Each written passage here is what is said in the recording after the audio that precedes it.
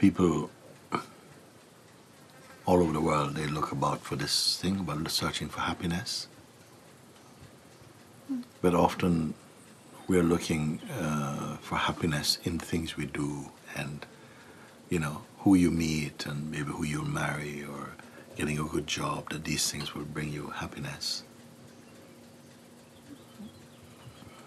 But we have discovered a happiness without even trying. We're not working trying to be happy. There's a happiness which comes from inside you, which is a happiness that comes with not living in the ego mind state, but in your heart. And that happiness, it doesn't really go away.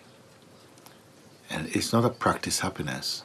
You can practice other things. You can practice meditation. You can practice vipassana. You can practice many things, But the real happiness is natural. It's like the natural perfume of who you are, of your beingness.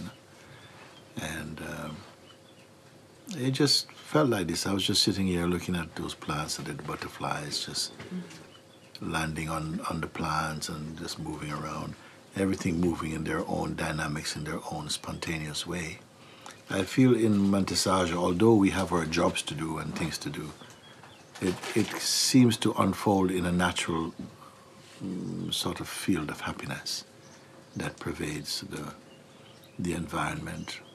But it begins inside the heart of each one who have come to find the less there is of person, the more there is of just the presence. And this presence is very natural. It's not a hasty thing. It's not practicing for something. It's already there. It's funny that we spend a lot of our life in activity to try and find something that won't stay with you. It will always go. But there are some who search for that which they don't have to create. They don't have to improve it. They only have to discover it and bring your attention to it. Actually, if you love something, you don't have to practice to attend to it. You naturally want to attend to it. And the happiness that just flows from knowing and being yourself. I just want to remind people that it's a natural thing and that, it's possible to be truly happy without it being some performance or some kind of struggle to be happy. Find too much struggle to be happy, trying too hard to be happy, is quite a sad thing actually. Because you miss the fact that actually we are naturally happy, only because of our own mental processes and believing in them and identifying too much personally brings in the sense of unhappiness, which hides our natural happiness. That's it. I mean, I look at now, I see the bee and the flies. They seem to love this flower outside. I'm looking at them and I just feel they're not thinking about anything. I don't feel like that. They're so spontaneous in their actions, so natural, so as life is. In fact, the plants that they're landing on is not also trying to host them. It's just there. Everything is just in their right place. And the river of the energy of life just flows between and in all things.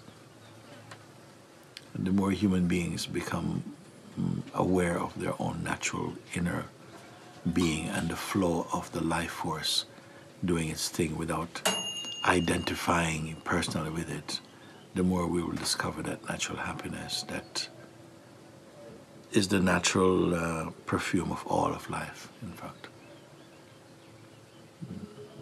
So something which is so inherent in us has become a kind of an ideal, a sort of a goal to reach. And to reach that goal, you don't have to travel. You only have to see through the unreal. When the unreal, which is always unstable, is seen for itself and from a place that is not identified with it, the real you don't have to look for anymore because it is seen in the presence of the real. That's all I want to share.